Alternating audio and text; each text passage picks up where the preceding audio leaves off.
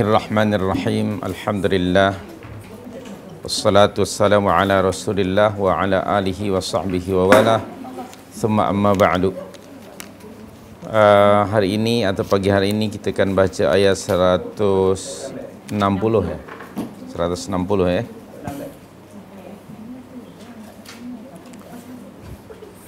A'udzu billahi minasy syaithanir rajim.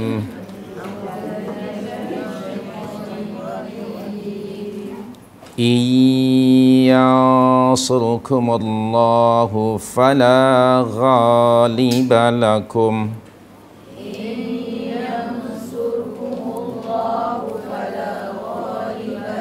وإن يخذلكم فمن ذا الذي ينصركم من بعده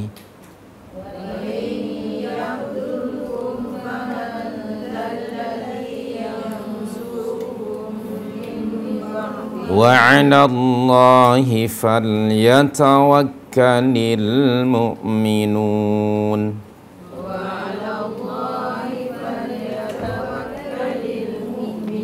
وما كان لنبي أن يغل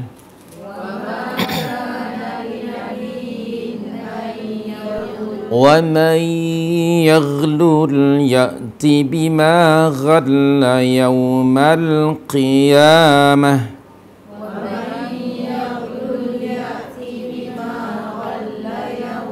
ثم توفى كل نفس ما كسبت وهم لا يظلمون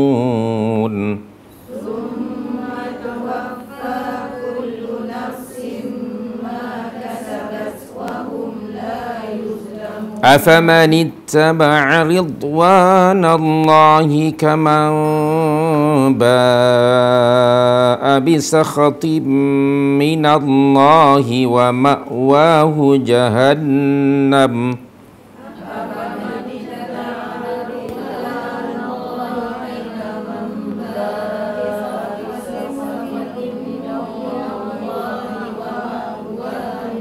وبئس المصير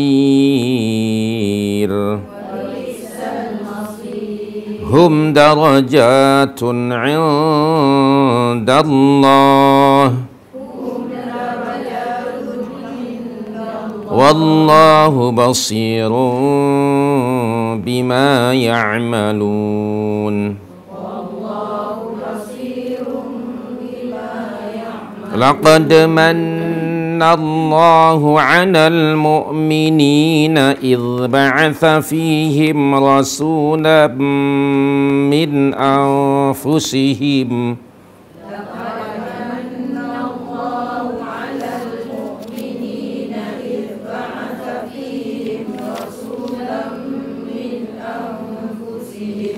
يتلو عليهم آياته ويزكيهم ويعلمهم الكتاب والحكمة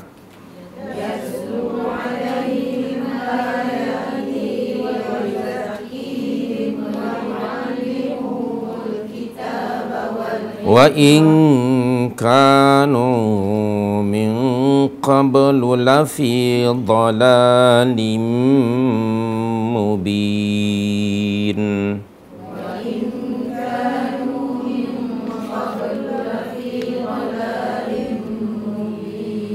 طيب Iyansurukum Allah,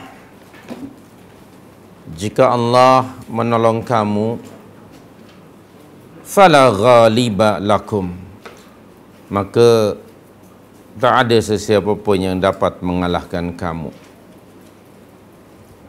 Wa iyakhdzulkum, dan jika Allah membiarkan kamu, yakni tidak memberi pertolongan, faman dzalladzi yansurukum min ba'dih, maka siapakah gerangan yang dapat menolong kamu selain dari Allah sesudah itu?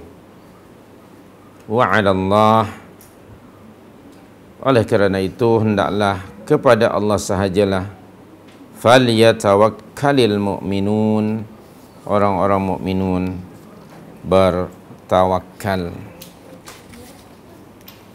Baik, pada ayat ini Allah Subhanahu wa taala memberitahukan, mengiklankan tentang faktor penyebab dan sumber kemenangan yang sebenarnya, ya. Hakikatnya kemenangan itu datang dari Allah Subhanahu wa taala. Tetapi kemenangan Allah ini ia bersyarat. Jika sekiranya kamu tetap beriltizam dalam menjalani ketaatan, kamu tetap menjalankan ketaatan,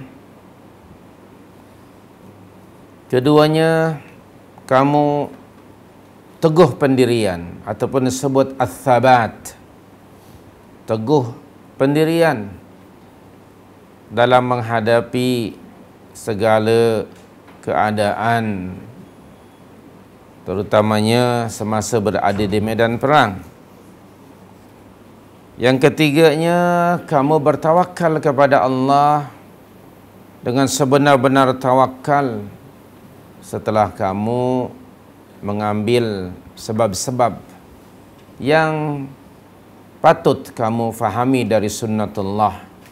Kerana pada ayat sebelum ini Allah memerintahkan Rasul sallallahu alaihi wasallam untuk bermusyawarat dengan para sahabatnya, dan apabila telah mengambil keputusan sebulat suara, fa idza azamta fatawakkal 'ala Allah, maka apabila syarat-syarat itu dipenuhi, niscaya Allah Subhanahu wa taala akan memberi kemenangan kepada kamu. Jadi hakikat kemenangan itu datang dari Allah, bukan semata-mata strategi yang canggih, yang hebat, bukan semata-mata kerana pasukan tentera yang ramai, tidak pula bergantung kepada senjata yang digunakan. Itu hanya sebab-sebab zahiriyah saja. Okey, kerana memang perkara itu pun bukan tidak boleh disediakan, bahkan diperintah oleh Allah dalam surah 860, umat Islam harus sentiasa membuat i'dad. Qauluhu ta'ala, Bismillahirrahmanirrahim, wa a'iddu lahum mastata'tum min quwwatin wa birribatil khail turhibuna bihi aduwallahi wa aduwakum wa akharina min dunihim la ta'lamunahum wallahu ya'lamuhum wa ma tunfiqu min syai'in fi sabilillah yuwaffa ilaikum wa antum la tuzlamun. Jadi ayat yang mulia ini memerintahkan kepada orang-orang mukminin supaya membuat dan melakukan al-i'dad wa iddu, persiapan persediaan. Dan agar umat Islam memahami sunnatullah, undang-undang Allah dan ketetapan Allah dalam kehidupan ini. Tetapi semua itu dalam konteks misalnya peperangan, janganlah dijadikan sebagai sandaran. Okey, kerana hakikatnya kemenangan datang dari Allah. Oleh itu, fa idza azamta fatawakkal 'ala Allah. Innallaha yuhibbul mutawakkilin. Jadi dalam ayat 160 bahawa masdarun nasri fil haqiqah dari Allah. Allah mengiklankan melalui firman-Nya ayat 160 ini bahawa sumber kemenangan itu hakikatnya datang dari Allah. Lalu iyansurkumullah fala ghaliba lakum. Sekiranya Allah Subhanahu wa taala menolong kamu wahai orang-orang mukminin. Ini ada kalimah di sini jumlah syartiyah. In yansurkumullah fala ghaliba lakum. Jadi kalimat iyansurkumullah maknanya kita sendiri mesti menolong agama Allah. Coba hubung kaitkan ayat yang mulia ini dengan ayat yang lain surah 47 ayat yang ke-17. Coba kita hubung kaitkan. Ayat yang berapa? Allahumma shalli ala Muhammad. Bukan yang ke-17. Ayat yang ke-7. Bukan 17. Lebih belasnya. Okey, ayat 7 tu. Minta maaf saya. Bismillahirrahmanirrahim. Ya ayyuhalladzina amanu in tansurullah yansurkum wa yuthabbit aqdamakum. Wahai orang-orang yang telah beriman, in tansurullah, jika kamu menolong agama Allah. Jadi jihadnya mesti niatnya dibulatkan, li'i'la'i kalimatillah. Jadi jihad itu niatnya ialah demi untuk menegakkan kalimah Allah, dan mengenyahkan kalimah kufur. Litakuna kalimatullahi hiyal ulya. Itu tujuan berjuang dalam agama ialah litakuna kalimatullahi hiyal ulya, agar kalimah Allah, sistem Allah itu mulia, tinggi mulia. Wa kalimatul kufri as-sufla.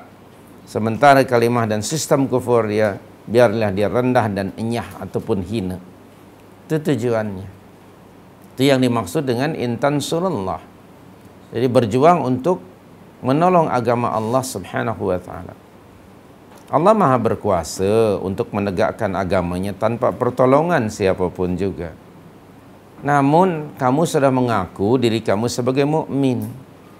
Nah, Allah Subhanahu wa taala yang Maha mengetahui hendak menguji, nak test iman kamu tu betul ke atau tidak iman ni.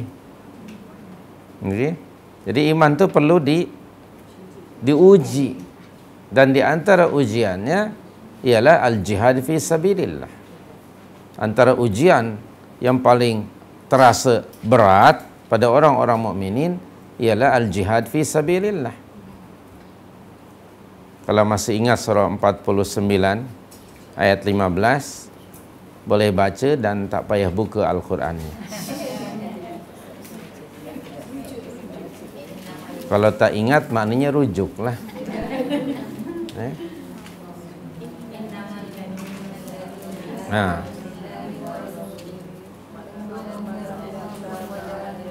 Wajahadu bi amwalihim wa anfusihim fi sabilillah. Mungkin ada orang yang mendakwa dan mengatakan mulutnya, kami beriman kepada Allah dan Rasulnya, serta imannya mantaplah, tak ada keraguan. Tapi iman itu perlu dibuktikan, diuji dengan amalan yang berat. Di situ disebut apa? Jihad. Jadi dengan ujian itu kan nanti akan jelas mana mukmin yang sebenarnya dan mana yang palsu, pembohong. Surah 29 ayat 2 dan 3 buktinya di situ ya. Bismillahirrahmanirrahim. Ahasiban nas ayyutraku ayyaqulu amanna wahum la yuftanun walaqad fatanna alladhina min qablihim falaya'lamanna Allahu alladhina sadaqu wa la ya'lamannal kadzibin. Jadi bila seseorang itu beriman, pasti Allah akan mengujinya. Nah, dengan ujian itu nanti akan jelas mana alladzina sadaqu dan mana alladzina kadzabu. Akan jelas nanti mana mukmin yang benar dalam ucapan dan perbuatannya dan mana mukmin yang sekedar cakap saja tanpa ada ketaatan. Jadi ada dua jenis mukmin kalau begitu. Ada yang sadaqu, ada yang kadzabu. Maka dalam surah 49 tadi ayat yang ke-15 kan, di hujung ayat Allah berfirman, ulaika humus sadiqun. Tengok, mereka yang beriman kepada Allah, kepada Rasul, mantap imannya, lalu diikuti dengan ketaatan dan melaksanakan jihad umpamanya, maka itu membuktikan bahawa mereka adalah orang-orang yang sadiqun, orang-orang yang benar dalam pengakuan iman mereka. Tidak hanya hati dan mulut mereka mengatakan beriman, tetapi mereka membuktikan iman itu dengan amalan, yaitu jihad. Jadi setiap orang yang beriman kepada Allah dan Rasul dituntut oleh Allah untuk membuktikan iman itu supaya memperjuangkan, menegakkan kalimah Allah. Jom kita tanya masing-masing diri kita, sudahkah saya membuktikan iman saya ini? Ketika diam tengah merenung maknanya. Okay. Jadi kita harus berfikir ini. Hidup ini untuk menegakkan kalimah Allah. Tidak ada perjuangan lebih mulia daripada itu. I'la'u kalimatillah. Sebenarnya inilah yang diamanahkan baginda Rasul sallallahu alaihi wasallam kepada umatnya. Tidak keterlaluan kalau para ulama juga pernah mengatakan bahawa umat Muhammad sallallahu alaihi wasallam adalah umat yang mulia dibandingkan umat yang lainnya. Antaranya, kenapa umat ini umat yang mulia dan dimuliakan oleh Allah? Kerana Allah mempercayakan kepada umat ini untuk meneruskan perjuangan Rasul sallallahu alaihi wasallam. Umat-umat terdahulu tidak diberi oleh Allah kemuliaan ini. Karena setiap kali seorang Rasul meninggal dunia, akan ada di tengah-tengah itu imam seorang Nabi atau another Rasul. Akan diutus oleh Allah pada tengah-tengah umat itu. Sehingga umatnya tidak ada opportunity untuk menegakkan kalimah Allah setelah kewafatannya, kecuali mereka akan bersama para Rasul. Tapi kita, yang ini maksudnya para setelah generasi selepas para sahabat, umat Islam yang bersama dengan baginda sallallahu alaihi wasallam, bersama-sama berjuang dengan Rasul adalah para sahabat. Sedangkan tabi'in tidak pernah berjumpa dengan Rasul. Bagaimana dengan kita yang jaraknya subhanallah masa 1000 tahun lebih? Berapa ribu batu antara Madinah dengan USJ ataupun dengan Subang Jaya ini? Terlalu jauh.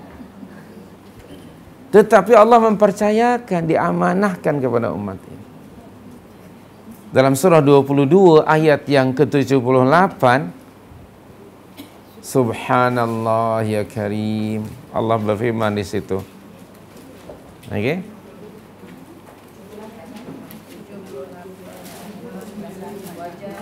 Anda pun boleh baca mulai dari ayat 77. Saya tidak akan marah kalau nak baca 77. Silalah baca. Bismillahirrahmanirrahim. Ya ayyuhalladzina amanu irka'u wasjudu wa'budu rabbakum waf'alul khair la'allakum tuflihun. Sambung ayat 78. Wajahidu haqqa jihadi huwajtabakum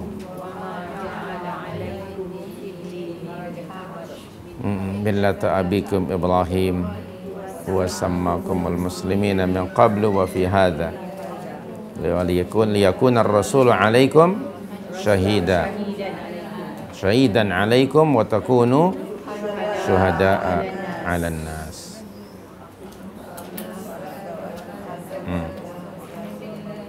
Jadi Di situ ada beberapa perintah dari Allah. Ya ayyuhalladzina amanu. Allah yang memerintah orang yang beriman yang apa? Dikenakan perintah ke atas mereka. Allah al-amir yang memerintah. Alladzina amanu al-ma'mur, orang-orang yang dikenakan perintah. Apa perintahnya? Yang pertama irka'u wasjudu, salat. Kedua apa? Wa'budu rabbakum, beribadah kepada Allah sepanjang masa. Ketiganya apa? Waf'alil khair, buat segala all kind of good deed, of good things. Inilah punca-punca yang akan menyebabkan kamu mendapat successful, kejayaan. Yang keempat, wajahidu fillahi haqqa jihadi. 4 perkara ini. Baik. Lalu apa yang melayakkan kamu mendapat kemuliaan, yaitu untuk meneruskan perjuangan Rasul? Huwajtabakum. Allahu akbar. Dia, yakni Allah telah apa? Ijtabakum, memilih kamu. Jadi umat ini adalah umat pilihan. Umat ini umat pilihan. Sayangnya umat ini tidak tahu apa? Kualiti dirinya. Umat ini subhanallah, tidak ada umat sebelumnya yang dipilih oleh Allah untuk meneruskan perjuangan Rasul. Kamu adalah orang-orang yang dipilih oleh Allah. Wajtabakum. Tetapi yang dipilih ini bagi kemuliaan ini buat apa? Buat doa aja. Hah? Nah, itu dia. Dia apa? Kata bahasa Betawi itu bengong. Dia bengong. Okey. Bengong, bingung, dan jangan bangang sudah. Okey. Astagfirullahaladzim. Umat ini umat mulia, umat ini. Tetapi mereka tidak tahu kalau dirinya itu sebenarnya mulia. Pada dirinya ada subhanallah nilai yang sangat tinggi. Wajtabakum. Allah memilih kamu untuk meneruskan perjuangan Rasul, yaitu izhar dinillah. Dalam surah 48 ayat 28, 61 ayat 9. Surah 9 cari sendiri, ada 3 ayat. Dalam surah 48 ayat 28. Okey. Surah 61 ayat yang ke-9. Ya. Dan surah yang ke-9 ayat ke berapa tuh? 33. Jadi surah 48 tu ayat 28 apa bunyinya? Bismillahirrahmanirrahim. Huwallazi arsala rasulahu bil huda wa dinil haq liyuzhirahu 'ala ad-dini kullihi wa kafa billahi syahida. Ayat yang sama dan seiras, surah 61 ayat 9. Bismillahirrahmanirrahim. Huwallazi arsala rasulahu bil huda wa dinil haq liyuzhirahu 'ala ad-dini kullihi walau karihal musyrikun. Demikian surah 9 ayat 33. Jadi pada ketiga-tiga ayat itu Anda dapati kalimah liyuzhirahu. Huwa, yakni Allah, alladzi arsala rasulahu, yang telah mengutus Rasulnya sallallahu alaihi wasallam. Dengan apa? Apa yang dibawa oleh baginda sallallahu alaihi wasallam? Bil huda. Kedua, wa dinil haq. Bil huda wa dinil haq. Petunjuk dan din yang benar. Okey, para ulama ada yang mengatakan bil huda ay bil ilmil haq. Okey. Wa dinul haq bimana wal amalus salih. Nah, dulu Rasul yang macam itu, lalu setelah baginda SAW meninggal dunia, dia apa? Diwariskan tugas dan muhimmah Nabi ini kepada para sahabat. Subhanallah. Para sahabat menerima wirasah, pusaka dari Nabi itu. Dengan cara, yakni tadi mereka tahu bahawa mereka membawa al-huda. Keduanya mereka yakin, para sahabat tentu saja, bahawa mereka berada di atas ad-dinul haq. Nah, kita juga harus menyadari kedua poin ini. Kita mendapat amanah dari generasi sebelum kita, supaya petunjuk Allah dan agama yang hak ini bukan hanya kamu pegang sendiri, tapi liyuzhirahu 'ala ad-dini kulli. Apa makna liyuzhirahu? Agar supaya apa? Ya apa? Memperjuangkan agama itu hingga ia akan mengungguli semua sistem yang ada. Izhar, menzahirkan, tentu saja dengan mengerahkan segala kemampuan yang ada. Kalau nak menzahirkan sesuatu pasti dengan tenaga kan? Dengan kesungguhan, dengan kemampuan, dengan azam. Jadi umat Islam dituntut untuk melaksanakan ayat ini. Mengikut kemampuan tentu saja. Izharul haq, menzahirkan kebenaran.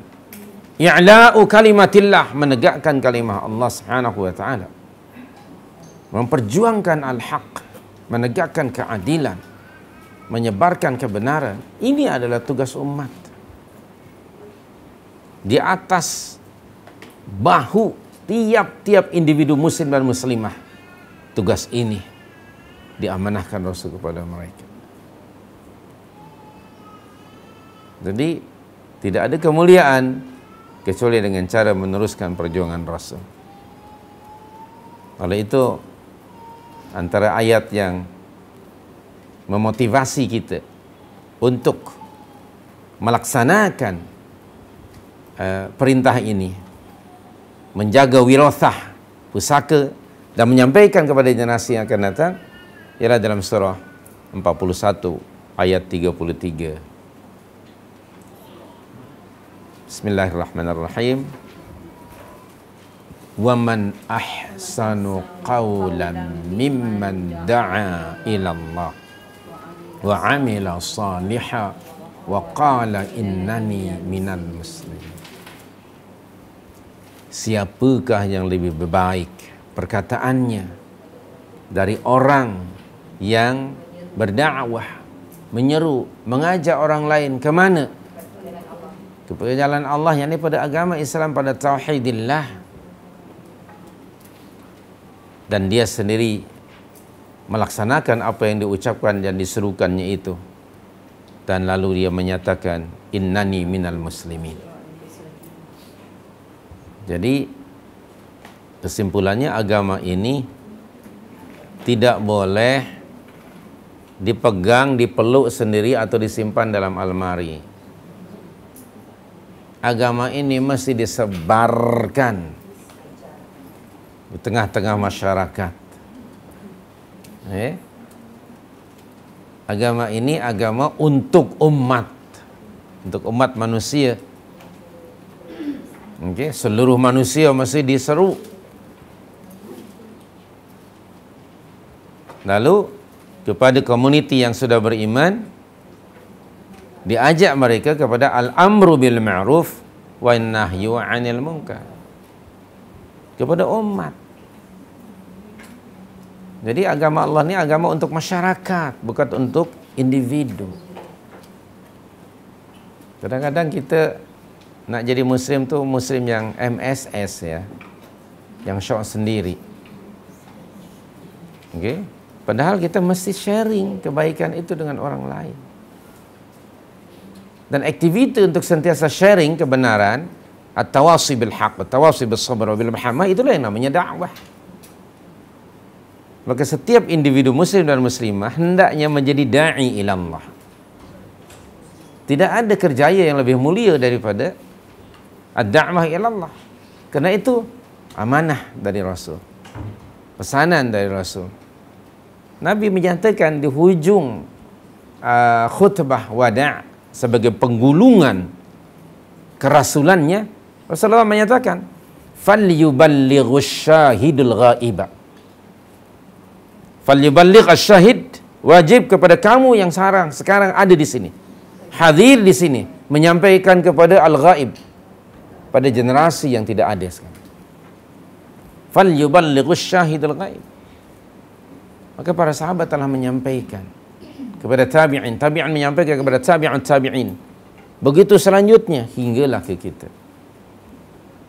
Jangan sampai tiba ke kita lalu kita diam.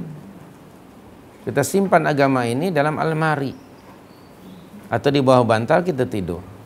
Tak. Teruskan. Karena masih ada generasi yang akan datang. Ud'u ila sabili rabbik. Ini wajib. Dan individually, kalau Anda merujuk surah 16 125, kalimat ud'u itu fi'lul amr mufrad. Kata kerja singular. Apa maknanya? Tiap individu is obligated by Allah untuk berdakwah dan mengajak orang lain. Kemana? Ila sabili rabbik. Allah menggunakan kalimat ud'u dalam bentuk singular. Tidakkah Anda merasakan bahawa sekarang Allah memerintahkan kepada Anda, ud'u anta ya fulan. One person ud'u itu. Every individual is obligated by Allah to do da'wah. Coba terima perintah ini dan jadilah sebagai da'i. Mengikut istita'ah tentu saja. Kemana kita mengajak manusia? Ila sabila rabbik. Jelas ini dasarnya. Ila sabili rabbik. Bukan ila nafsik. Seru orang untuk menyokong diri kamu. Tak ada. Untuk jadi member kamu. Tidak ada. Okay? Tidak. Ud'u ila sabili rabbik. Bukan ila sabili anta ya Safwan. La. Ila sabili rabbik. Baik, itu jangan lupa nih dasar ya. Polisi dasar dakwah ialah da'watun nas ila tauhidillah.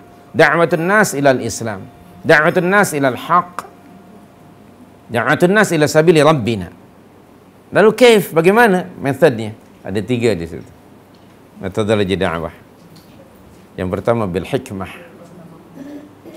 Yang kedua wal mau'izatil hasanah.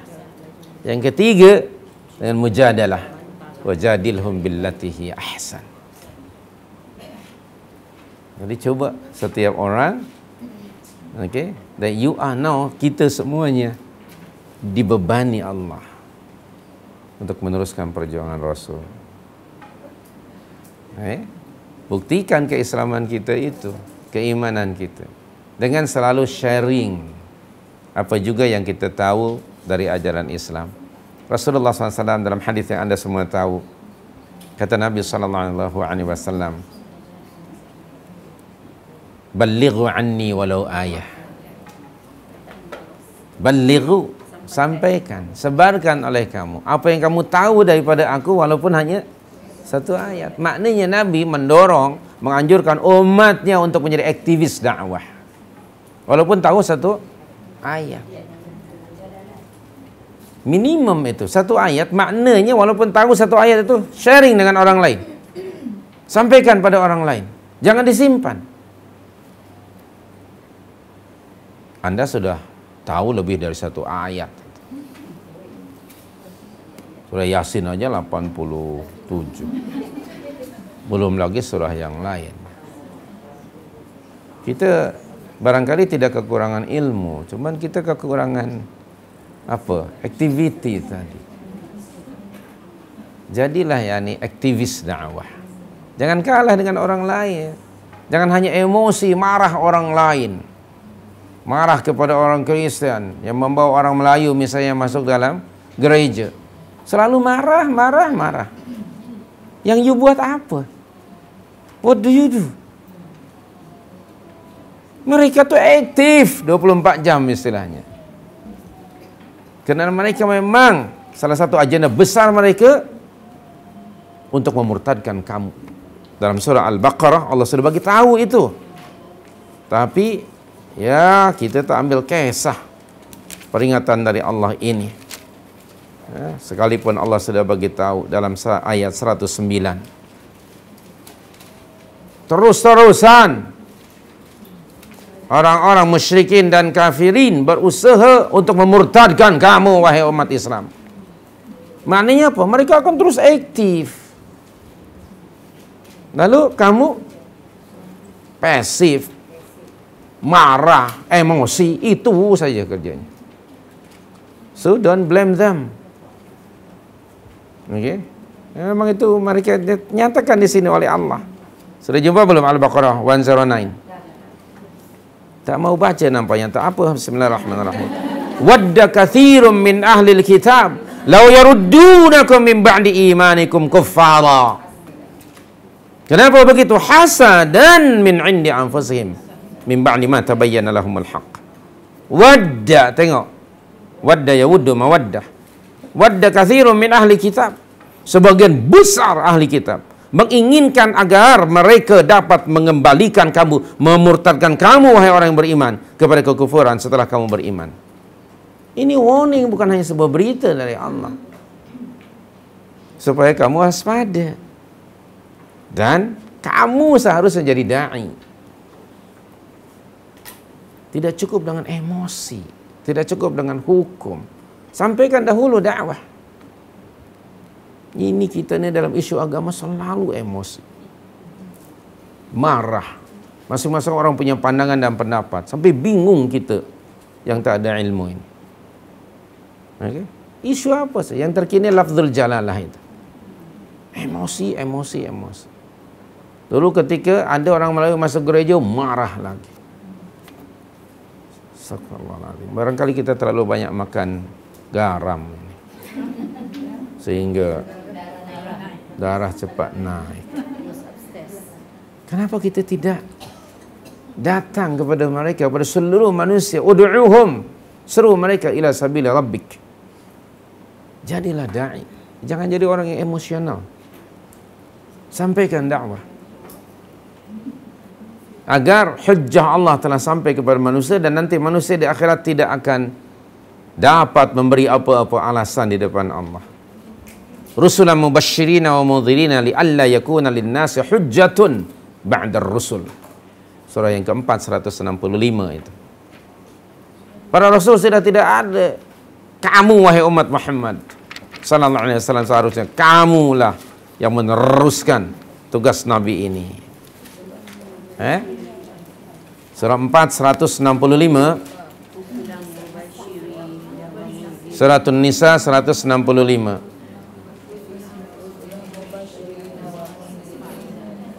Li'alla yakuna lin-nasi 'ala Allahi hujjatun ba'da ar-rusul. Okay? Allah telah mengutus para rasul sebagai mubasyirin dan mundhirin. Tujuannya agar supaya tidak ada alasan bagi manusia membantah Allah di akhirat nanti setelah diutus si rasul itu. Sekarang bagi kita apa? Kita bukan rasul, kita bukan nabi, tapi kita diamanahkan untuk meneruskan perjuangan Rasulullah tadi.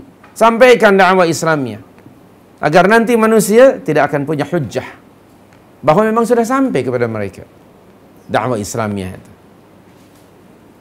Siapa sekarang tugas siapa? Tak ada Rasul lagi. Tugas umat Islam, kewajiban umat Islam untuk menyampaikan tablighur risalah, menyampaikan misi Allah Subhanahu wa taala.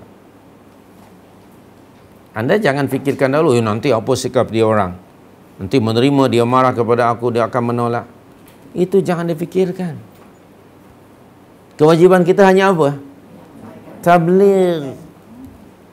Dalam surah Yasin yang Anda sudah biasa baca, tiga Rasul mengatakan, wa ma alaina illal balaghul mubin. Tidak ada kewajiban kami melainkan hanya menyampaikan misi ini secara nyata lagi jelas. Anda pegang itu. Mereka nanti tidak mendengar atau tidak, menolak atau tidak, itu urusan mereka. Taufik datang dari Allah. Tetapi misi ini mesti disampaikan, mesti sampai kepada pendengaran manusia. Oke? Dan kewajiban ini ada pada umat Muhammad sallallahu alaihi wasallam. Bila sudah sampai, baru nanti akan datang ketetapan Allah. Allah tidak akan mengazab mana-mana kaum melainkan setelah sampai misinya kepada mereka. Wa ma kunna mu'adzibina hatta nab'atha rasula. Surah 17 ayat 15. Bagian kedua dari ayat itu. Al-Isra ayat 15. Bagian kedua, wa ma kunna mu'adzibina hatta nab'atha rasula.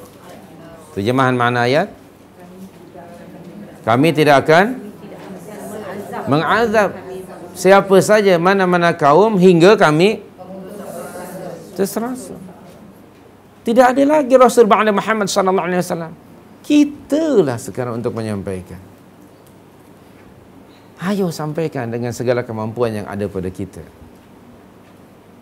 Orang Kristian terutamanya sampai ke pelosok mana saja. Okey? Di Indonesia di mana saja kita jumpa dengan missionary mereka.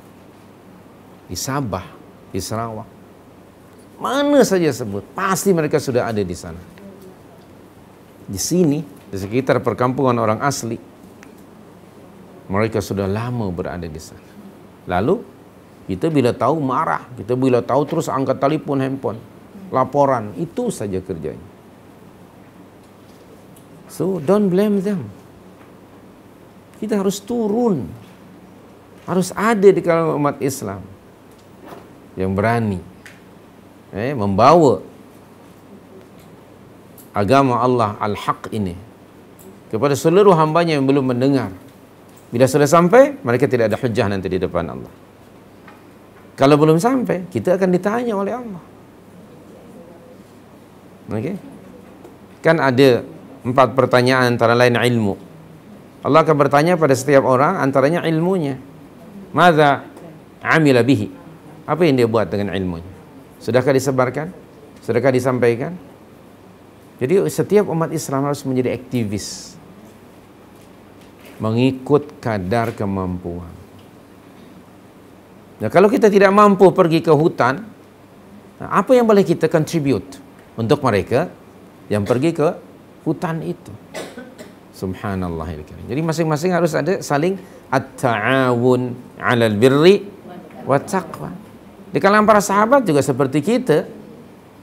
Mereka ada yang sibuk, mereka ada yang kurang sehat, mereka ada yang ingin tetapi tidak ada uang, tidak ada tenaga. Tapi keinginan itu mesti ada untuk menjadi ansarullah. Ingat surah 61 ayat 14? Alhamdulillah. Tak payah dibuka kalau ingat. Okey? Nah, begitu. Ayat terakhir dari surah 61.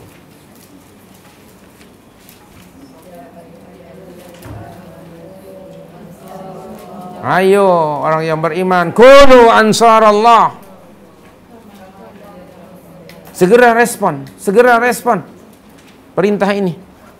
Wahai orang-orang yang telah beriman, jadilah kamu ansar Allah. Ayo respon. Ya, dengan lisan, dengan tenaga, dengan tulisan, dengan apa saja. Daftarkan diri, segera buat registration. Kunu ansar Allah. Kama qala Isa bin Maryam lil hawariyin, man ansari ila Allah. Segera hawariyun, tidak menunggu-nunggu masa. Nahnu ansarullah, kata mereka. Kalau kita nanti dulu ya, anak-anak belum nikah pula lagi, yang satu tengah buat rumah belum siap lagi, nanti dululah, my God. Begitu kita selalu menangguh-nangguh. Kunu ansarallah. Subhanallah. Ayo, intan surullah yansurkum. Kenapa sekarang umat Islam ini tidak tegak di atas muka bumi? Do not blame, jangan blaming Allah. Allah Maha berkuasa untuk menegakkan tanpa kita. Ini mengisyaratkan bahawa kita tidak buat apa-apa. Kita tidak buat apa-apa. Akankah, na'udzubillah, kita akan baru bergerak setelah turunnya azab dari Allah? Barangkali ketika itu sudah too late. Allah bagi tahu kalau you tak buat, maka akan aku gantikan tempat kamu oleh kaum yang lain yang tidak seperti kamu. Surah 47 ayat 38 itu. Itu keras sekali itu amaran dari Allah. Hampir hujung ayat itu. Wa in tatawallaw yastabdil qauman ghairakum thumma la yakunu amsalakum. Ayat itu menakutkan. Menakutkan. Sudah jumpa belum ayatnya? 47 ayat 38 tuh. Di bawah sekali ada kalimah wa in tatawallaw. Jika kamu, if you don't do your job, maka apa Allah berfirman? Yastabdil qauman ghairakum. Aku akan gantikan tempat kamu oleh kaum yang lain, yang mereka itu tidak punya perangai macam kamu. Mereka menjadi aktivis.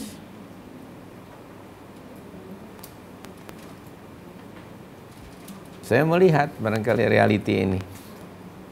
Sekarang di antara para pendakwah di Malaysia, orang yang dahulunya non-muslim yang aktif. Subhanallah. Brother Kamarudin di Penang kan? Ustaz Hussein Yi, Lim Guan, Lim Jong, Lim Jui Sun, Sylvester Syakirit. Kita macam mana? Kamu jawab. Kita macam mana?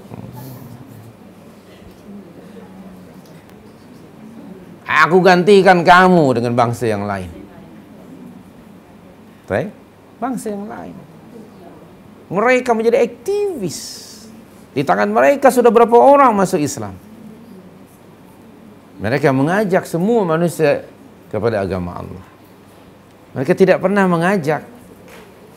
Karena saudara Syakir keturunan India, misalnya Brother Kamarudin, be Indian, never. Tidak ada orang yang masuk Islam karena mereka, nanti kamu jadi orang India macam Kamarudin. Kalau kita kan, bila masuk Islam, image-nya apa? Jadi Melayu. Dihilangkan identiti orang. Siapa yang tak marah? Di sini kita. Orang lain akan ambil alih kedudukan ini. Di Amerika, Islam sedang bergerak begitu cepat. Di Eropa, jangan heran, barangkali suatu masa nanti justru akan muncul fajar Islam dan sinar Islam di benua Eropa atau Amerika. Di Asia Tenggara hanya bilangan saja ramai. Berjut-jut umat Islam, berjuta-juta, tapi mereka buih yang tidak punya kekuatan apa-apa. Yang namanya buih tentu tidak jernih. Selalunya pada buih akan melekat kotoran-kotoran, bukan begitu? Baik, maka buih itu mesti ditapis, mengisyaratkan kefahaman kita terhadap agama ini pun tidak jernih. Sudah banyak campur aduk. Cemana kita nak menjadi ansarullah kalau badan pun sudah, darah pun sudah polluted? Dia mesti dijernihkan, ditapis kembali dengan tentu saja manhaj Allah dan manhaj Nabawi yang disebut dalam ayat ini 164 tadi, yaitu tazkiyah. Laqad manna Allahu 'alal mu'minin idh ba'atha fihim rasulan minhum min anfusihim yatlu 'alaihim ayati wa yuzakkihim wa yu'allimuhumul kitaba wal hikmah. Inilah dia yang harus dikedepankan. Muhimmatur Rasul, first yatlu 'alaihim ayati. Second one, wa yuzakkihim. Third one apa? Wa yu'allimuhum. Apa yang dita'lim? Al-Quran dan Sunnah. Inilah tapisan. Ini yang harus dikedepankan, muhimmatur Rasul. Baik. Jadi sekali lagi, kalau kamu menolong Allah, Allah akan menolong kamu. Dan jika Allah menolong kamu, tidak akan ada sesiapa pun yang dapat mengalahkan kamu. Secanggih manapun persenjataan musuh kamu, mereka tetap akan kalah. Siapa yang akan mengalahkan mereka? Rabbuna, Rabbul Alamin. Taib. Seramai manapun tentera mereka, pasti mereka akan kalah. In yansurukumullah fala ghaliba lakum. Umat Islam harus yakin bahwa Allah akan menolong kita, dengan syarat kita sendiri menjadi ansar Allah. Ketika perang Badar, Allah menolong mereka. Kerana waktu itu umat Islam, subhanallah, sangat beriltizam dengan ketaatan kepada Allah dan juga kepada kepimpinan. Ketua terus angkatan tenteranya itu Rasul sallallahu alaihi wasallam. Kenapa di perang Uhud mereka kalah? Karena tidak lagi iltizam dan disobedient kepada Rasul sallallahu alaihi wasallam sebagai pemimpin mereka. Ada maksiat sedikit saja dalam perjuangan Allah, akan menggagalkan perjuangan itu. Maka mesti purely dia lillah wahdahu la syarikalah. Jangan tujuan-tujuan yang lainnya. Jadi Allah lah hakikat kemenangan datang dari Allah. Dan Allah akan menolong kita jika sekiranya kita menolong Allah. Sebaliknya, balik pada ayat 160 surah yang ketiga, wa iyakhdzulkum. Kalau Allah Subhanahu wa taala apa? Yakhdhulkum, membiarkan kamu, tidak menolongnya. Kalau tadi Allah menolong, dan Allah Subhanahu wa taala sekiranya Allah tidak menolong kamu, membiarkan kamu, maka pasti kamu akan apa dia? Kalau Allah tidak menolong kamu, faman dzalladzi yansurukum min ba'di? Adakah sesiapa yang boleh menolong kamu setelah Allah membiarkan kamu? Tidak akan ada. So, mesti punya keyakinan yang solid bahwa Allahu nasiruna. Allah lah penolong kita. Kalau kamu dibiarkan oleh Allah, kenapa kamu dibiarkan? Sebabnya kamu yang disebut pada ayat 152 sebelum ini, yaitu apa? Hatta idza fashiltum. Itu yang pertama. Kedua, wa tanaza'tum fil amri. Yang ketiga, wa asaitum. Inilah penyebab kamu tidak ditolong oleh Allah, dibiarkan oleh Allah. Dan ini berlaku pada perang Uhud. Tiga-tiga perkara ini. Fashiltum, tanaza'tum fil amri, wa asaitum. Di sini al-fashal, at-tanazu' wal ma'siyah. Kalau ada nih satu di antara tiga, pasti Allah tidak akan menolong kamu. Allah akan membiarkan kamu.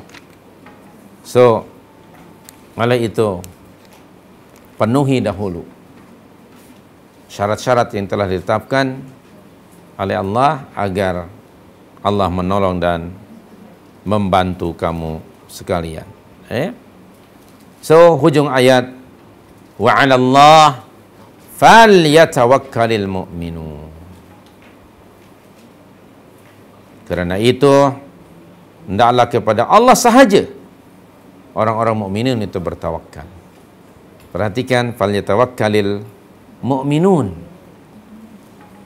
Iman, orang yang beriman. Okey. Subhanallahil karim. Hanya kepada Allah saja kamu bertawakal setelah kamu bermusyawarat. Ayat 159 tuh, hujung kan?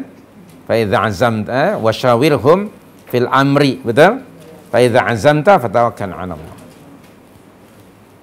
Bertawakal pada Allah itu setelah musyawarat, memahami sunnatullah fil kaun. Kedua, setelah musyawarat apa? Ada isti'dad, persiapan, persediaan. Tentera yang sudah terlatih ada, senjata pun ada, strategi peperangan tahu, sudah ada. Jadi itu disebut isti'dad. Baik itu isti'dad fizikal, ataupun ruhiyah. Dua-duanya. Dan yang ketiga, mesti ada tadi fa idza azamta. Ada azam. Ada kemauan yang sangat kuat, ya. Dan yang benar. Maka itulah yang namanya tawakal. Wa 'alallah falyatawakkalul mu'minun. Jadi jangan bergantung kepada kecanggihan senjata, kehebatan strategi, terlatihnya tentera. Itu hanya sekedar tool saja, alat. Hakikatnya an-nasru minallah. Idza jaa nasrullahi wal fathu, itu nasrullahi, pertolongan Allah. Okey. Dalam satu ayat juga yang pernah kita baca, wa ma ramaita idh ramaita walakinallaha rama. Bukan kamu sebetulnya, Rasulullah mengambil segenggam pasir lalu dilemparkan terkena pada mata musuh-musuhnya waktu itu pada perang Badar. Bukan kamu, hakikatnya ialah Allah yang mengenakan tiap butir pasir itu kena mata musuh kamu. Jadi kita mesti berusaha, baru tawakkal 'ala Allah Subhanahu wa taala. Nah, ini kunci yang ada pada umat Islam, adanya at-tawakkul 'ala Allah.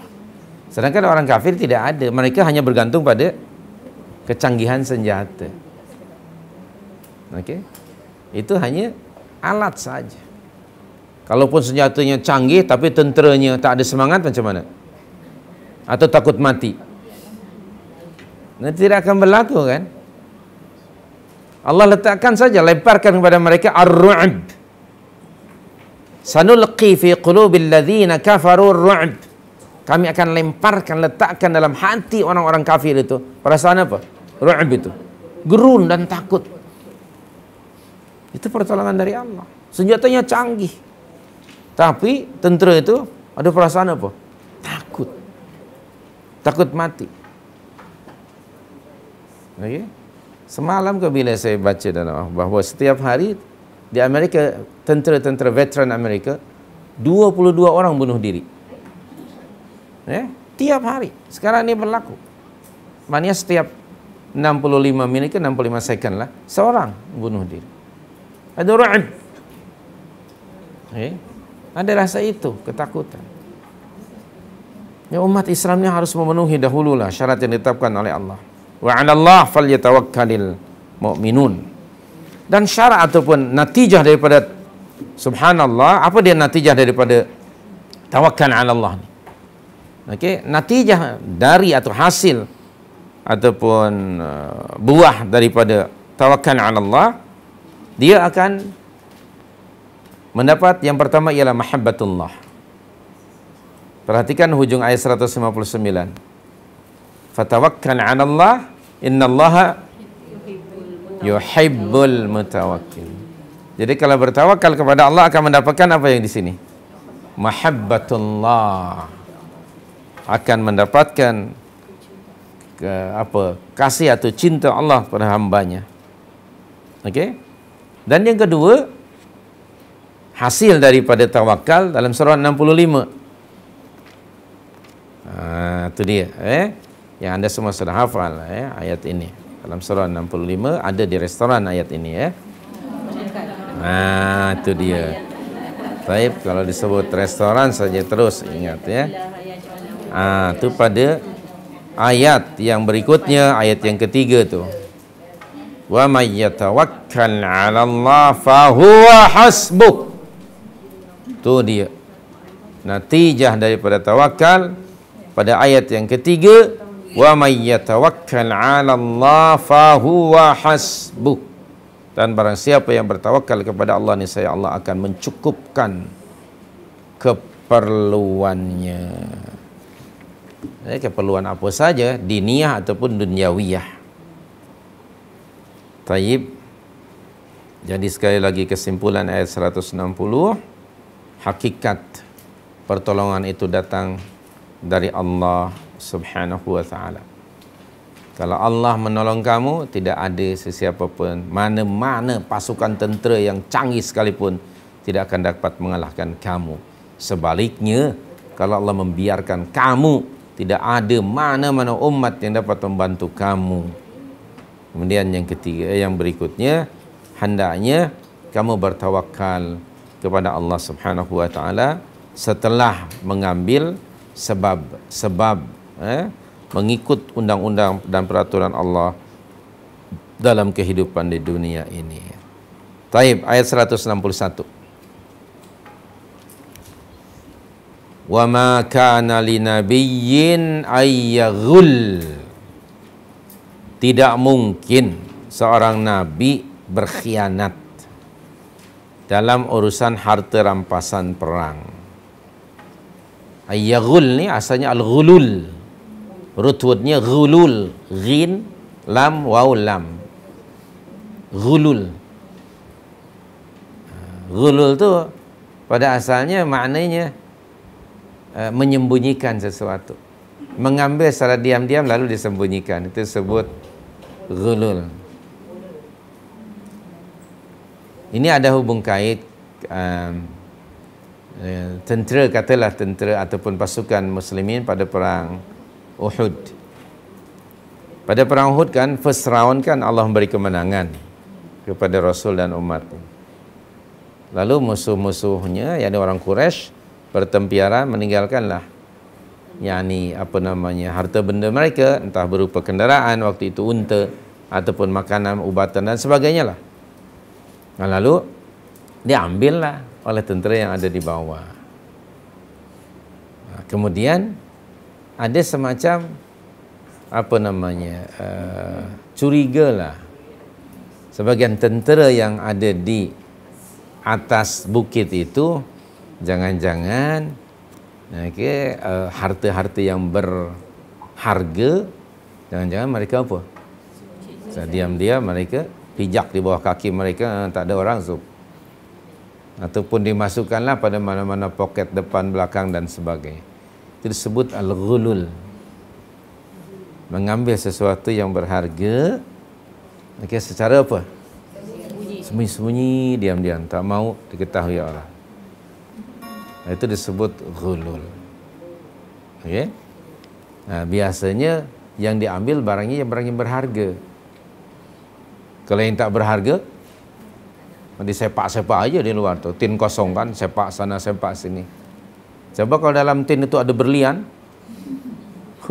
maka buat cincin sebesar, Masya Allah, berliannya dalam bentuk ken itu tadi ya, Masya Allah. Kita tak berharga.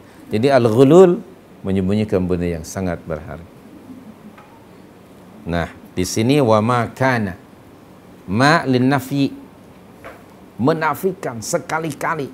It is impossible seorang Rasul akan buat al-ghulul. Maka jangan sekali-kali ada terlintas di minda, na'udzubillah, menuduh Rasul dengan tuduhan al-ghulul. Sangat bahaya dari sudut akidah, boleh menjejaskan akidah seorang mukmin.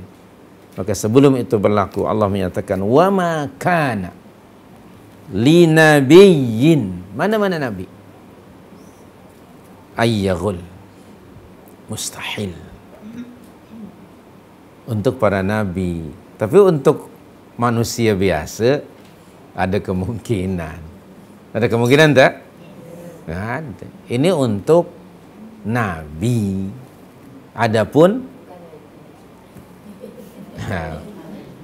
YB saya tak tahu. Manusia biasa. Manusia biasa selain daripada Rasul, possibility itu ada. Jadi maka Allah menafikan wa ma kana linabiyyin. Nabiyyin itu dalam bentuk nakirah. Nakirah am, indefinite word. Untuk mana-mana nabi adalah impossible. Makana itu lin nafyi, selama-lamanya.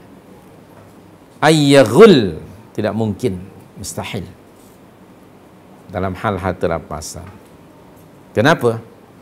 Tengok ayat berikutnya. Ini ada warning. Wa may yaghlul, dan sesiapa yang berkhianat dalam urusan harta rampasan perang itu, dia menyembunyikan sesuatu, ya'ti bima ghalla yaumal qiyamah, maka pada hari kiamat ia akan datang membawa apa yang dikhianatinya itu. Wow, ini berat sekali ini. Sangat berat.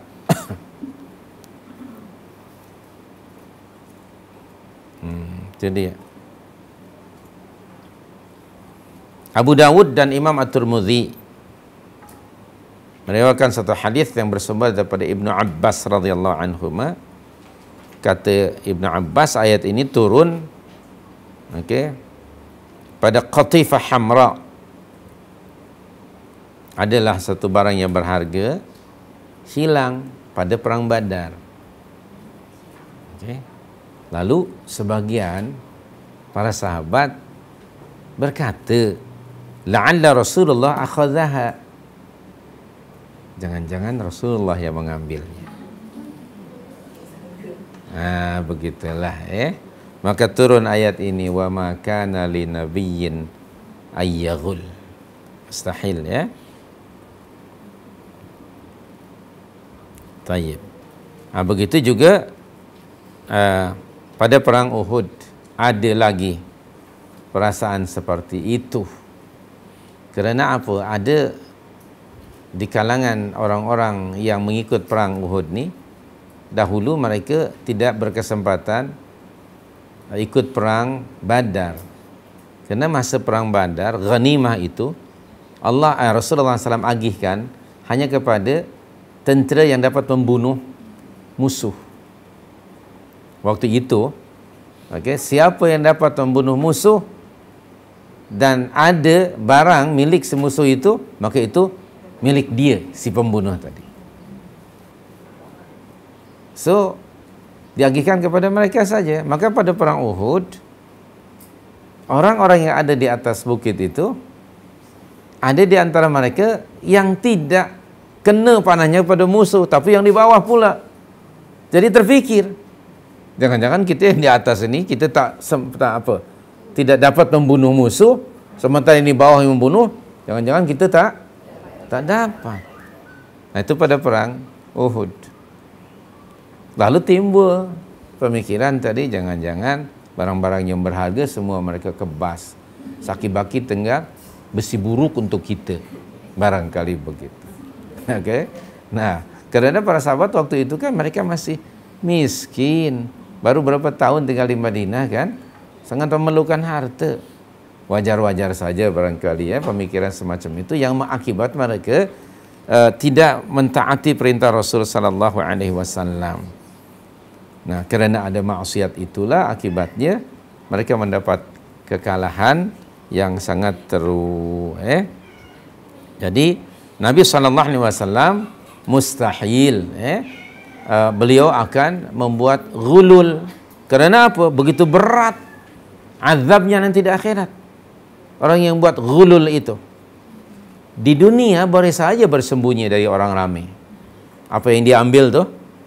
Orang ramai tidak tahu kan? Tapi apa Allah tidak tahu? Allah Maha mengetahui. Innallaha khabirun bima ta'malun. Allah itu bersifat basirun bima ta'malun. Allah mengetahui. Dan ada dua malaikat yang selalu mengawasi orang itu. Yaitu satu duduk di kanan, satu duduk di kiri. Surah 50 tu ayat 17 dan 18. Jadi tidak mungkin dia boleh kelentong kepada Allah. Di dunia ini mungkin ada manusia yang melakukan seperti itu. Ini sebenarnya satu tahdid yang amat sangat berat dari Allah Subhanahu wa taala. Jadi Allah menyatakan wa may yaghlul ya'ti bima ghalla yaumal qiyamah. Ini bukan sebuah berita tetapi amaran yang keras kepada mereka yang buat ghulul tu. Awas, nanti pada hari kiamat mereka akan didedahkan oleh Allah apa yang pernah mereka ghululkan itu. Dan nanti diisytiharkan, dinampakkan di depan, di hadapan manusia entah berapa bilion. Na'udzubillah min dzalik. Nabi sallallahu alaihi wasallam ada menyebut dalam satu hadis dari Abu Hurairah radhiyallahu anhu, katanya Baginda sallallahu alaihi wasallam berdiri lalu berkhutbah di hadapan kami. Ala la ulfayanna ahadukum yaji'u yaumal qiyamati ala raqabatihi ba'irun lahu rugha fayaqulu ya Rasulullah aghithni fa aqulu lahu la amliku laka min Allahi syai' qad ablaghtuk. Kata Nabi sallallahu alaihi wasallam, awas, nanti pada hari kiamat sesiapa yang buat ghulul, maka Allah Subhanahu wa taala akan, orang itu nanti pada hari kiamat akan membawa seekor unta di bawah apa? Tengkuknya ni. Kerana dia pernah buat ghulul, entah apa yang dighululkan, yang penting dia menyembunyikan. Nanti akan diazab oleh Allah dengan diletakkannya seekor unta yang besar di atas tengkuknya ini. Lalu orang itu menemui Rasulullah SAW, ya Rasulullah, bantu saya, aghithni, tolong saya. Kerana Rasulullah SAW akan memberi syafaat kan? Kata Rasulullah SAW, apa kata Nabi SAW? La amliku laka minallahi syai'a. Aku tidak punya daya dan upaya untuk menolong kamu. Aku dah bagi tahu kepada kamu waktu di dunia, wa may yaghlul ya'ti bima ghalla yaumal qiyamah. Aku sudah sampaikan kepada kamu, kenapa kamu buat juga? Maknanya orang yang membuat ghulul, na'udzubillah, di akhirat akan mendapatkan azab yang setimpal dengan bima ghalla, apa yang ia sembunyikan itu, yang pasti akan diisytiharkan oleh Allah. Nah, inilah orang yang buat ghulul. Ada dalam satu hadis juga yang lain, mafhumnya lah, kata Nabi SAW, kalau ada orang, aku bagi jawatan dia sebagai amil zakat untuk mengambil zakat daripada orang mukminin. Lalu bila dia balik ke Madinah, dia bagi tahu, okey, ini untuk zakat, ini pula untuk saya, ini untuk kamu, ini untuk saya. Lalu kata Rasulullah SAW, kenapa dia tidak tinggal saja di rumah ibu dan ayahnya? Jangan keluar dari rumahnya. Sekiranya dia tinggal di rumahnya, adakah orang yang hendak bagi hadiah pada dia? Tentu tidak ada. Jadi orang bagi hadiah kerana dia sebagai pegawai. Maka itu termasuk al-ghulul. Istri Umar radhiyallahu anhu, istri Sayyidina Umar, nampak oleh Umar dia pakai cincin. Saya tidak tahu saiznya, tidak disebut lah. Okey, saiznya tidak disebut ataupun sebesar apa batu. Tapi Umar nampak. Heran Umar. Dari mana? Aku tak pernah dia bawa ke Habib jual. Okay?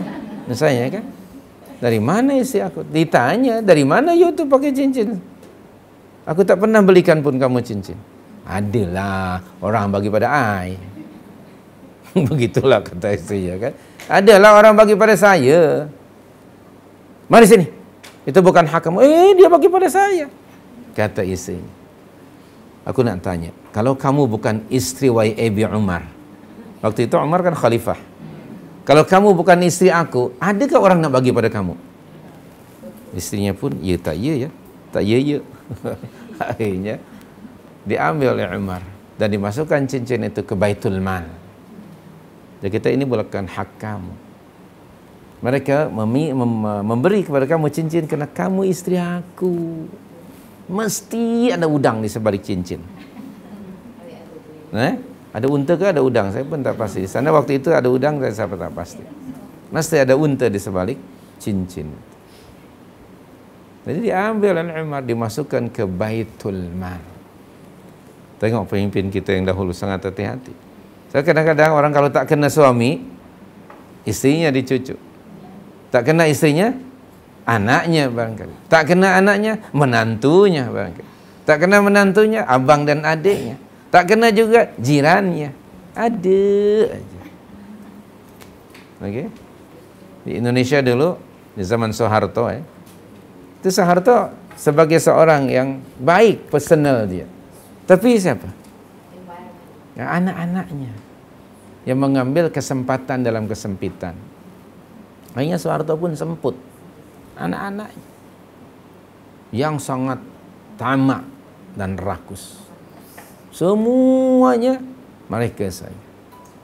Anak yang tua tu namanya Tutut, tanpa usaha tetap untung terus. Tutut tanpa usaha tetap untung terus. Okay. Anak bapa, kalau ada bapa, semua all kind of project, hatta sekecil manapun juga. Dan katanya wallahu alam waktu itu isinya dipanggil ibu 10%. Okay. Ibunya. Waktu itulah ya. Okay. Namanya Soehartini. Ibu Tin, 10%. Orang Jawa ni kalau suaminya Soeharto, isinya mesti Soeharti. Itu biasa. Ada feminine gender dan ada masculine gender. Itu orang Jawa. Soeharto, isinya mesti Soeharto.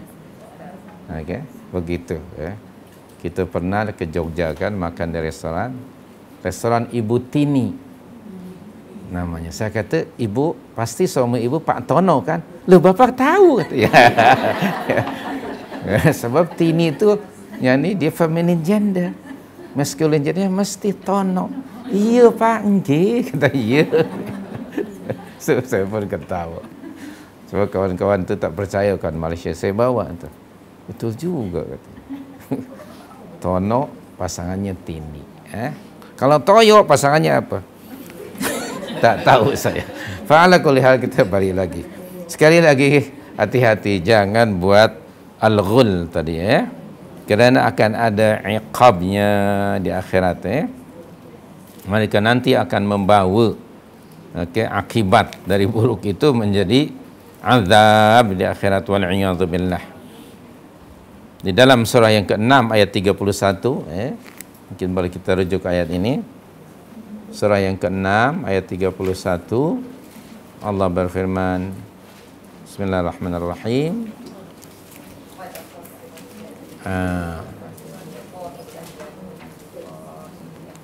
Bismillahirrahmanirrahim. Hampir hujung ayatnya itu, wahum yahmiluna awzarahum ala zuhurihim ala sa'a ma yazirun. Itu ayatnya terjemahan makna ayatnya yaitu mereka sambil mereka memikul dosa-dosa di atas zuhur, punggung belakanglah zuhrun di atas zuhur mereka, auzarhum ala zuhurihim ala sa'a ma yazirun. Ingatlah amat buruklah apa yang mereka pikul itu, yaitu dosa. Jadi mengambil apa jua sesuatu apapun tanpa hak, maka pasti akan ada iqab. Mengambil sesuatu milik orang lain tanpa hak pasti akan ada iqab, akan ada balasannya pada sisi Allah. Allah menceritakan pada kita mau'izah Luqman pada anaknya dalam surah Luqman ayat 16 itu. Bismillahirrahmanirrahim. Surah 31 ayat 16. Ya bunayya innaha in takum mithqala habbatin min khardalin fatakun fi sakhrah aw fis samawat aw fil ardi ya'ti bihallah innallaha latifun khabir. Ini cukup, subhanallah, bermakna sekali mau'izah ini dan kita juga mari gunakan mau'izah ini untuk anak-anak kita. Wahai ananda yang tersayang, ya bunayya tu, ananda lah. Kata Luqman, sesungguhnya jika ada satu perbuatan yang baik atau yang buruk, terutamanya dosa yang buruk, even though seberat mithqal habbatin min khardalin, seberat atom, dan berada dosa itu kamu letakkan barangkali di bawah batu yang besar, sembunyikan daripada pengetahuan orang, atau kamu lemparkan Sehingga dosa itu terbang di bawah angin sampai ke langit. Ataupun kamu kambus buat lubang barangkali dalam tanah, yang begitu jauh sekali. Ingat anakku, niscaya dan pasti Allah akan mendatangkannya kepada kamu, yakni membalasnya. Kerana sesungguhnya Allah itu latif, maha halus. Tidak ada sesuatu yang tersembunyi pada sisi Allah Subhanahu wa taala, dan Allah itu maha khabir, mengetahui lalu akan membalas kepada kamu, memberitahukan kepada kamu. Jadi ayat ini salah satu di antara ayat yang kita mesti mengajar diri kita dan anak-anak akan adanya dosa dan pahala. Jangan sekali-kali menganggap kecil berbuat dosa, walau sekecil apapun juga. Jadi al-ghulul tadi, mengambil sesuatu yang bukan miliknya secara sembunyi-sembunyi. Orang tidak tahu. Yang namanya sembunyi kan, bersembunyi dari siapa? Dari orang kan? Tapi dari Allah kan tidak boleh bersembunyi.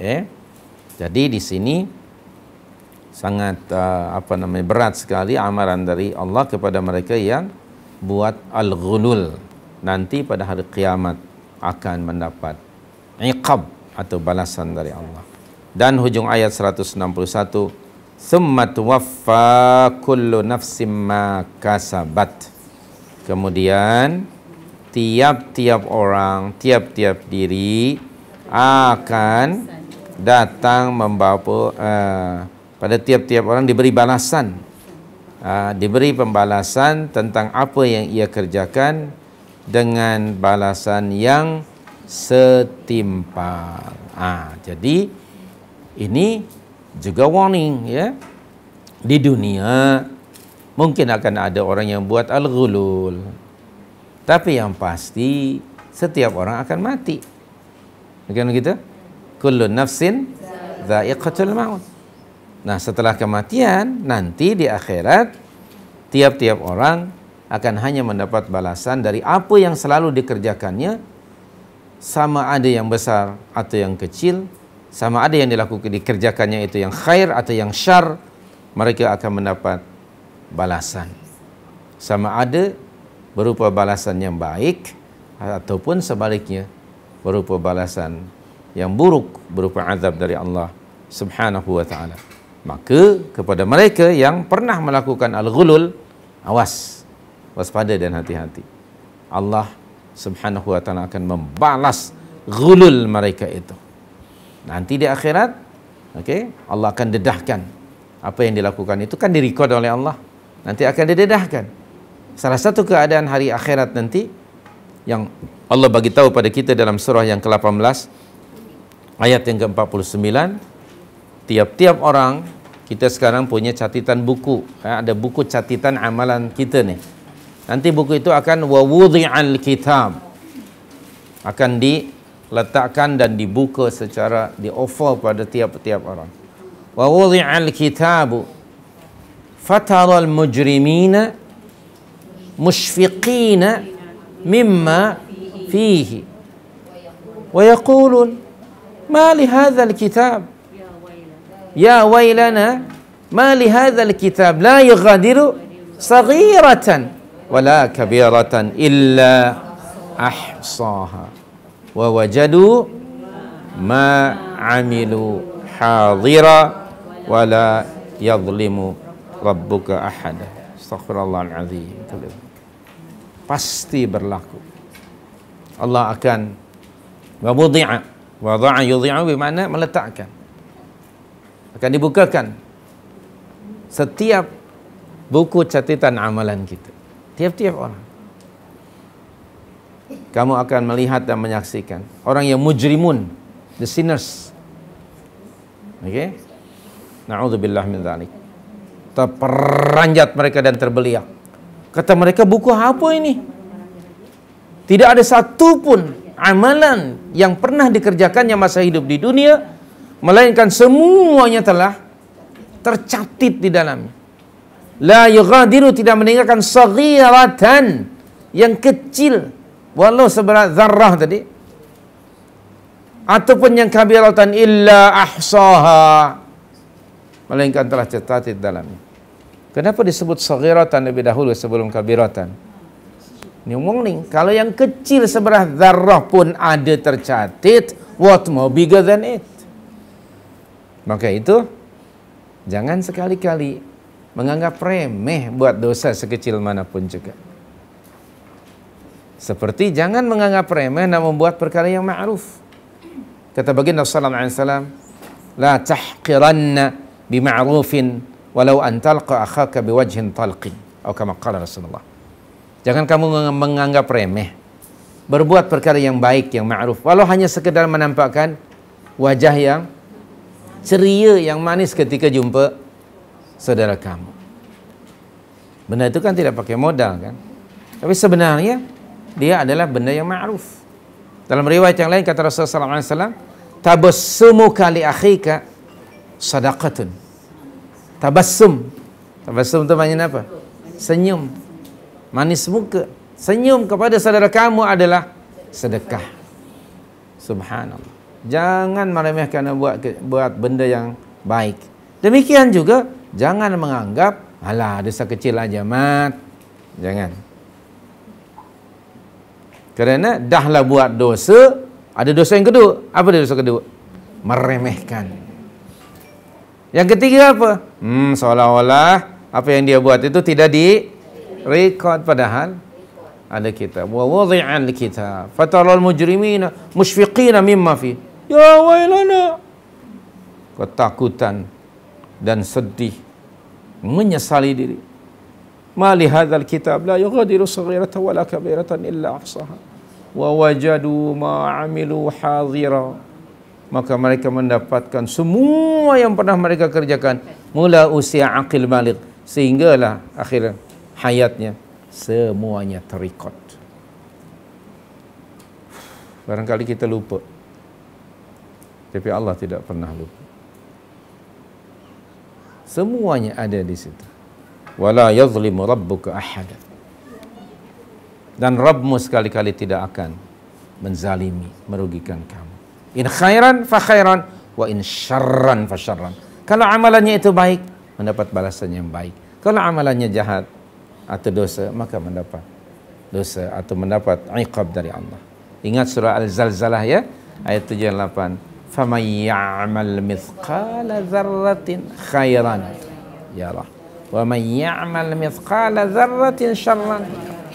Amalan kita ni ada dua jenis, imma khair wa imma syarr. Ya, amalan kita ada dua saja, either good or bad. Kalau kita buat baik, nahmadullah, alhamdulillah ya Allah, berkat rahmatmu saya dapat melakukan kebaikan ini. Berilah kesempatan bagi saya ya Allah untuk dapat meningkatkan amalan ini. Bertahmid kepada Allah, kerana hakikatnya itu rahmat dari Allah. Jika melakukan kesalahan, nastaghfirullah, astaghfirullahal azim. Ingat ya kepada Allah Subhanahu wa taala, beristighfar. Kita dua itu antara dua, imma khairan wa imma syarr. Mohon kepada Allah supaya Allah menjadikan hidup kita ni untuk menambah-nambah lagi kebaikan. Waj'alil hayata, ada satu doa Nabi kan, waj'alil hayata ziyadatan li kulli khairin.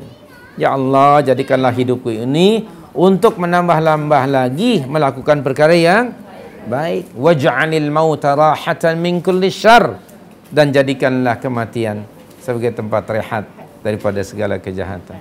Itu di antara doa. 4 perkara Nabi berdoa. Allahumma aslih li dini. Okey, ya Allah perbaikilah agamaku yang ia merupakan sumber seluruh urusan hidupku. Allati hiya ismatu amri. Wa aslih li dunyaya, dan perbaikilah kehidupan dunia aku ini ya Allah, di dunia ini. Allati fiha ma'ashi, yang saya sedang hidup di dalamnya. Kemudian wa aslih li akhirati, dan perbaikilah akhirat aku yang aku akan kembali hidup di sana. Dan perbaikilah, jadikanlah hidupku, waj'alil hayata ziyadatan likulli khair, jadikanlah hidupku ya Allah untuk sentiasa menambah-nambah kebaikan. Waj'alil mauta rahatan min kulli syarr, dan jadikanlah kematianku tempat rehat dari segala keburukan. Sebab kadang-kadang lepas mati pun keburukan masih tak habis. Ada saja orang barangkali yang begitu begini. Na'udzubillah min dzalik. Ayo kita mohon kepada Allah. Tiap pagi matahari terbit, ketika kita salat subuh, mohon kepada Allah. Ya Allah, berilah kemampuan, kesempatan, kekuatan, kesungguhan kepada saya untuk menjadikan hari ini lebih baik daripada semalam. Bila kita dapat melakukan, alhamdulillah, dengan rahmat-Mu dan izin-Mu juga ya Allah. Pagi ini saya dapat ambil wudu, salat sunnah wudu, saya duha, saya dapat membantu orang lain. Subhanallahil kiram, alhamdulillah. Lalu barangkali subhanallah buat dosa, nastaghfirullah. Nastaghfirullah al-azim. Karena begitulah karakter orang mukminin yang Allah sebutkan pada ayat yang sudah kita baca 135, yaitu wa idza fa'alu fahishatan aw zalamu anfusahum dzakarullah fastaghfaru li dzunubihim wa may yaghfiru dzunuba illa Allah wa lam yusirru ala ma fa'alu wa hum ya'lamun. Demikian karakter orang-orang calon penghuni syurga itu. Sudah kita baca itu Ali Imran 135 kan? Okay, sudah kita baca dan sudah kita lupa Jadi ingatkan kembali. Okey. So jangan lupa Jangan lupa ayat lupakan lirik Jadi sekali lagi balik pada ayat 161, summa tuwaffa kullu nafsin. Perhatikan kullu nafsin ma kasabat. Tiap-tiap individu kita akan mendapatkan buku catatan amalan kita masing-masing. Dan ketika itu, mana orang tua kita, mana adik-beradik kita, mana anak-anak. Yauma yafirrul mar'u.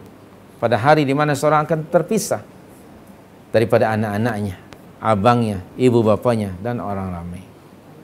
Anak kita sekalipun tidak dapat membantu kita. Anak kita sekalipun tidak dapat membantu kita. Ya ayuhan nas, ittaqu rabbakum wakhshaw yawman la yajzi walidun an waladihi wala mauludun huwa jazin an walidihi syai'a. Ingat itu surah Luqman ayat yang ke-33 kan?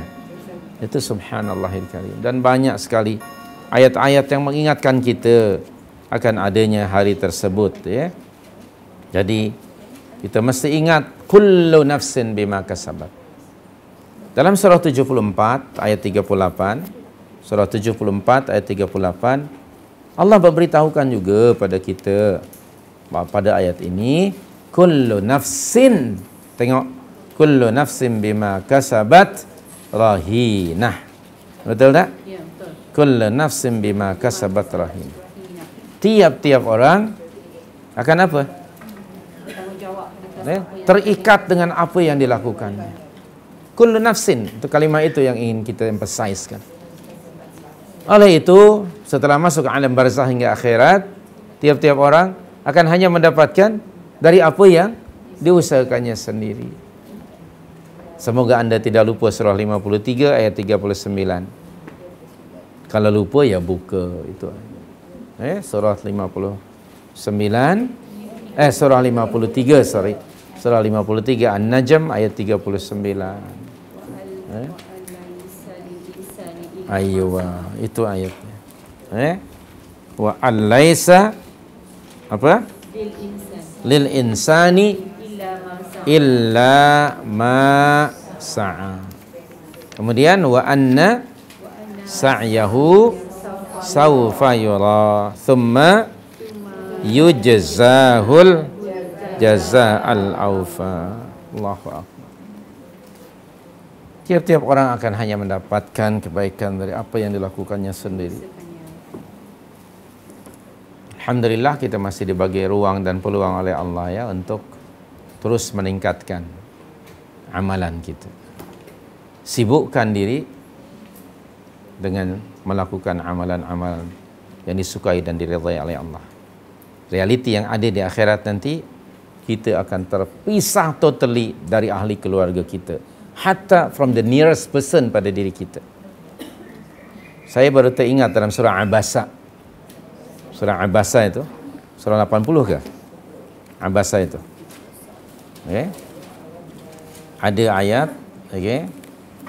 Allah berfirman ya, pada ayat yang ke-34, 35 dan 36 dan 37. Allahu akbar ya karim.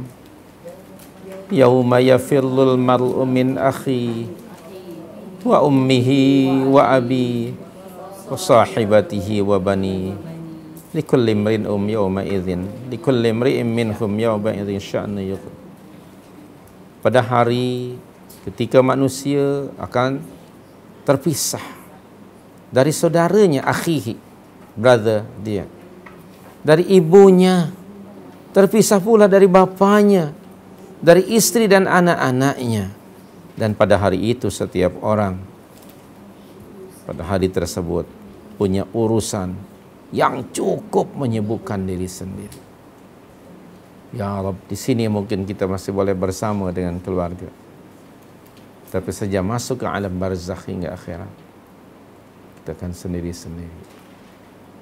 Ingat selalu, kata Nabi SAW, banyak mengingati kematian. Karena kita tidak akan dapat apa-apa selain daripada kebaikan yang kita lakukan. Semoga kita mohon kepada Allah, sakit-baki hidup ini benar-benar memberi makna kepada kita. Semoga kita termasuk dalam kelompok yang Rasulullah sebut, khairukum man tala umruhu wa hasuna amaluhu. Orang yang terbaik di antara kamu ialah yang usianya panjang dan amalan solehnya semakin bertambah-tambah. Amin ya Rabb. Semoga kita masuk dalam kelompok itu dan kita berlindung kepada Allah dari masuk kelompok yang lainnya. Wasyarrukum, dan orang yang paling jahat di antara kamu, man tala umruhu, ya Allah bagi usia yang panjang, wa sayyi'a amaluhu, tetapi amalannya sentiasa buruk. Na'udzubillah min dzalik.